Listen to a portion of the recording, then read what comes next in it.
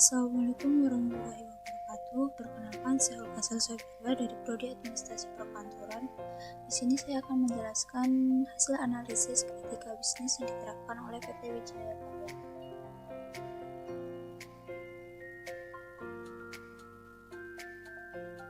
PT Wijaya Karya Persero Tbk atau biasa disebut PT Wika merupakan salah satu perusahaan konstruksi milik pemerintah Indonesia.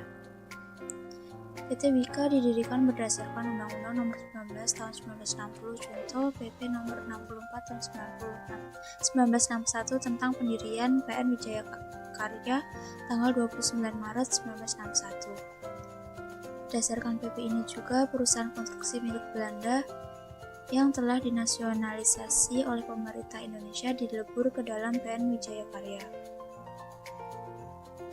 Pada tahun 1972, PN Wijaya Karya resmi diubah namanya menjadi PT Wijaya Karya Persero. Di sini saya akan menjelaskan yang pertama yaitu kewajiban karyawan dan perusahaan. Yang kedua yaitu etika produksi dan pemasaran. Yang ketiga yaitu etika periklanan. Yang keempat yaitu etika lingkungan hidup. Dan yang kelima yaitu tanggung jawab sosial perusahaan.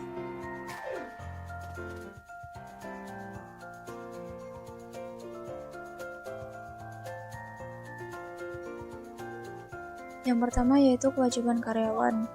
Di sini karyawan wajib menaati PKB, nilai-nilai perusahaan, dan semua peraturan yang dikeluarkan oleh perseroan. Yang kedua yaitu karyawan wajib mendahulukan kepentingan perseroan yang berhubungan langsung atau tidak langsung dengan tanggung jawabnya. Yang ketiga yaitu wajib mengerahkan segala daya dan upaya dalam melaksanakan tugas pekerjaan yang diserahkan kepadanya. Yang keempat yaitu wajib menjaga harta milik dan nama baik perseroan.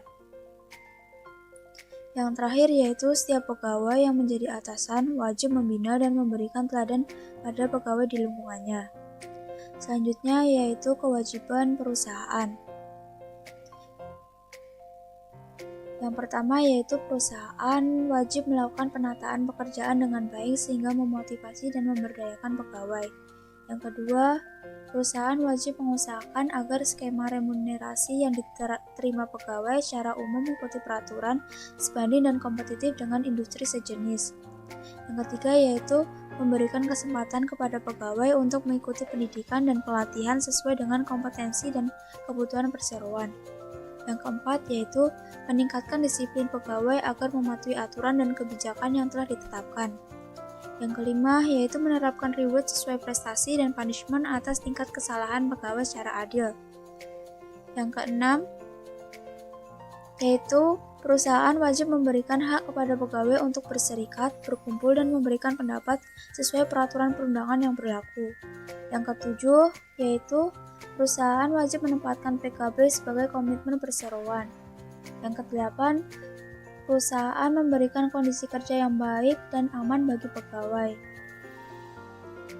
Yang ke-9 yaitu perusahaan wajib memberikan hak-hak purna bakti sesuai ketentuan yang berlaku.